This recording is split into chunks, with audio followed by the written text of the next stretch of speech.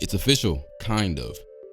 Credible insider reports from people like Daniel RPK and now even Forbes have claimed that Kang is staying the villain for Avengers 5. Now, it is rumored that Kang won't be the big bad for the entire phase, and maybe not even for the entire movie, as it is speculated that he will basically be undermined and taken out by a more powerful villain. Who that is, we're not sure yet, if it's even true. Of course, Kang won't be played by Jonathan Majors, as he has been fired, obviously. There have been rumors of others, but you know what we like to do on this channel, and if you don't, we love feeding the casting ideas and trying to find the best actors and actresses to play certain characters. And with that, we need to establish some things so that these castings are as precise as a 20-something YouTuber with no casting credits could make. With a plethora of names on the board, it's time to set some ground rules and decide just who should play Kang next. The first thing that we have to ask for is an actor who is willing to be eccentric and play outside of not only the performances of Kang so far, but just play outside the idea of a regular villain. Of course, Kang is almost always tunnel visioned on his goal, as most villains are, even when he's setting up distractions and subplots and complexities across the universes. But that doesn't mean he should be one-noted or without emotion. He should be unpredictable, have the ability to look helpless and or in need, but never actually be that. So the actor should be able to play that as well. Now this one, I'm sure a lot of you are asking this as well. The next thing I want to ask is, does this version have to be black? Of course, in the comics, the dude is mainly seen in a blue power suit or just as blue. I said mainly. So why does it even matter? Typically, it doesn't. And when Jonathan Majors was hired, I was so happy. Not because I'm unquestionably and unregretfully biased towards people who look like me getting opportunities, but because I had been watching Majors for a long time. Studios should just always hire the best person for whatever role every time. But saying all that, if you read the comics, if you know the character, Kang is like the most recastable character that there is. Kang is an expert in time travel and the manipulation of time, and has mastered his future's advanced technology past anything we've ever seen in the MCU. He's an expert strategist, a veteran of armed and unarmed combat, but maybe his most dangerous tool is the fact that there are infinite variants of the Conqueror. Honestly, Kang could look like any type of human there is, but in the MCU, I think Kang has to stay black, especially because of the Victor Timely variant. It would be super confusing for audiences. It would incite extreme and very reasonable questions towards the producers and decision makers, and also just wouldn't make sense with what we have.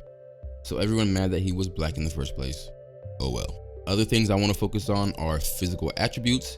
I like that Marvel picked an actor who was already pretty tall and built so that we see him as strong just off looks. So yeah, just preferably someone 6 foot with a muscular build. And last, maybe it could have gone alongside unpredictable, but I want someone who we could also see being a hero, so it makes audiences question themselves when the villain starts explaining his plan as if he is the hero. With all this, I think there are actually a couple different ways that Marvel could go. The first idea that I think is really cool is casting John David Washington in the role. He is shorter than Majors, but still built enough, and I think his range in acting with the projects he's already done is a good testament of how he could push the character.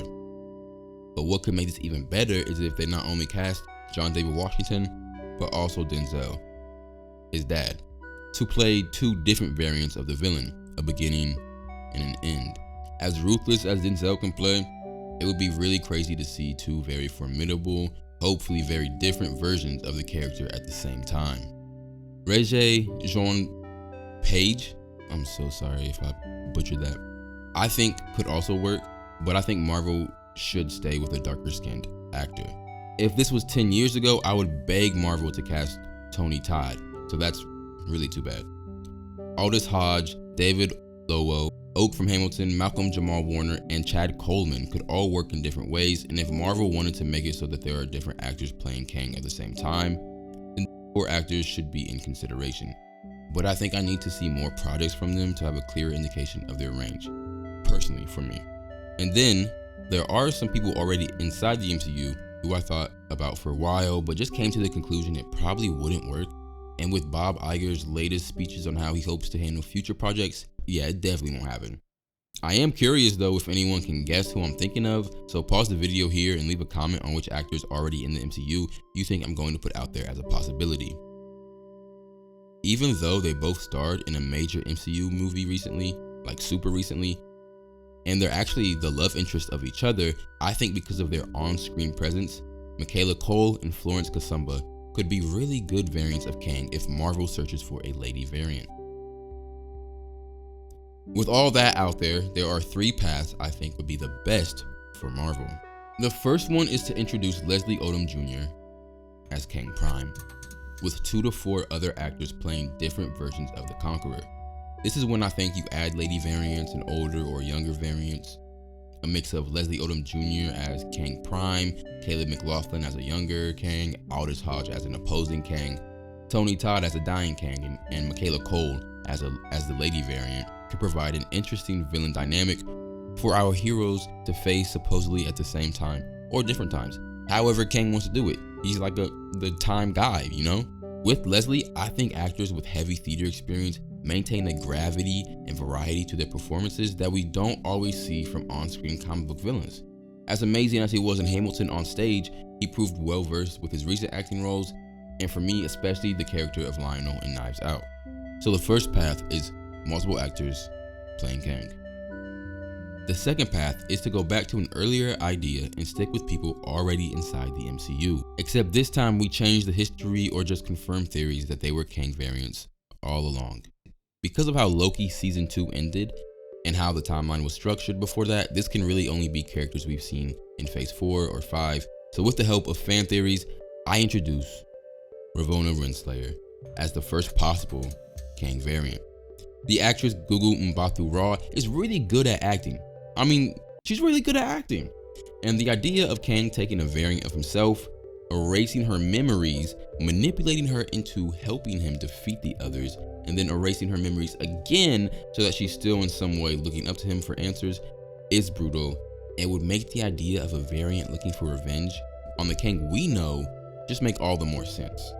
While not as likely as the previous one, the other character already in the MCU who could be exposed as a Kang variant is the High Evolutionary.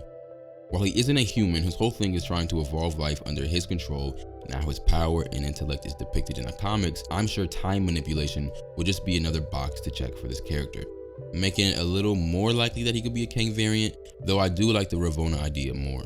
I think the revenge aspect would play really well. So, the second path is to introduce Kang variants who were here all along. The third and final path that Marvel could take is probably my favorite, and that's to simply recast Kang with one actor. A relatively unknown actor, maybe someone in theater who has the range, impact, and on-screen presence to intimidate others even when we're unsure that that is what he's trying to do. I know Coleman Domingo is probably the most popular pick, and I have no doubt that he could bring great things to the character, but I want to steer away from him and introduce a fairly newer actor. Someone who I've already shown you actually. Wait, when did I show you, you ask? Just like 5 seconds ago. And that picture with Coleman Domingo is another actor. But just who is he? Well, let me just show you some clips from a show you may know called Severance. Hey there. What the hell? It's okay. Not a problem. Want to give it another shot? Maybe with a little oomph?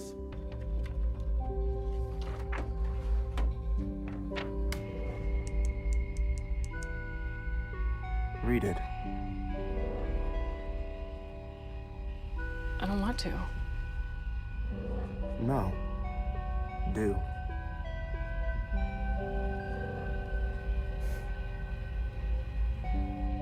Forgive me for the harm I have caused this world.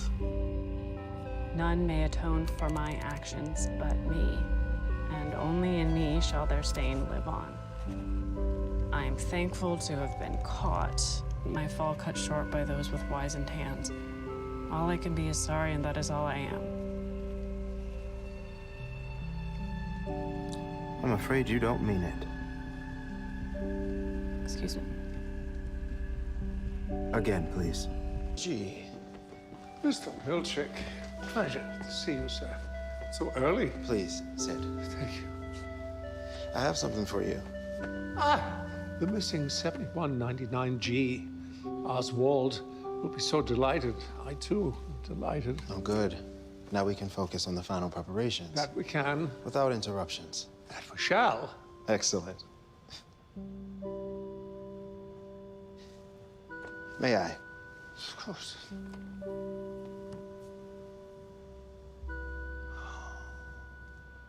Outstanding. Wow. You've been a great leader to this department, Purgy. Thank you. You deserve something special. Not another trip to the break room, I hope. Yesterday was quite enough.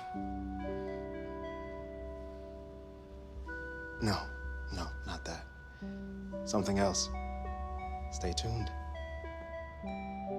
Tramell Tillman. He's 38, has the build, is around 5'11", and has the range to play almost anyone. This isn't a Dear Marvel video, but it should be, because I truly believe that he is the perfect actor to take over the role, especially if Kang interacts heavily with the TVA. Something I liked about the portrayal of Kang in Loki Season 1 is how it seemed like Kang kind of wanted to be your friend, even if it was just deception. He truly believed that everything he was doing was in favor of you, of us, of all reality. And in Severance, Tramell Tillman's character is always giving off cold and chilling undertones, even when he's giving good news or commending others. He commits his tasks like everyone's life depends on it, like everyone should be following his lead at the company, even if it deceives others. His smile can be warm, and sometimes he shows softness, but he'll never act with those feelings, so we never trust it. His warm smile can last too long, and now we're suspicious. His allegiance to his job is what matters. His performance is not only captivating, but also always uncannily sinister. So, Tramell Tillman as Kang the Conqueror. Now, I want to say that I'm grateful to be able to make this video. If you watched my last video, my Miles Morales video, I want to say thank you for bearing with me. I was very sick in that time. I was getting over some sickness, and I didn't sound the best, but I appreciate the love you guys have shown me so much. And if you're new here, I'm going to try to make videos 2-3 times a week, post on shorts, post some longer videos like this. And yeah, Dear Marvel videos are my thing. So if you like that, if you like casting ideas, go ahead, like the video, subscribe. If you have any topics that you think I should tackle, let me know.